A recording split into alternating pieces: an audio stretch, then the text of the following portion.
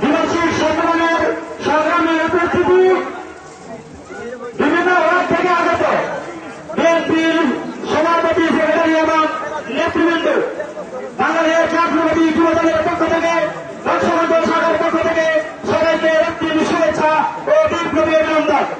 প্রিয় নেতৃবৃন্দ, আজকে মুক্ত আকাশে দীর্ঘ 17-18 বছর পরে বিএনপির দিবসী সম্মেলন অনুষ্ঠিত হয়েছে। তার জন্য আলহামদুলিল্লাহ জ্ঞাপন করছি মহানগরের দরবারে। ফেসিবাদ মুক্ত বাংলাদেশে 5 বছর পরে বাংলাদেশ জাতীয়তাবাদী দল বিএনপির ভারপ্রাপ্ত চেয়ারম্যান যেভাবে নেতৃত্ব দিয়ে আসছেন, ইনশাআল্লাহ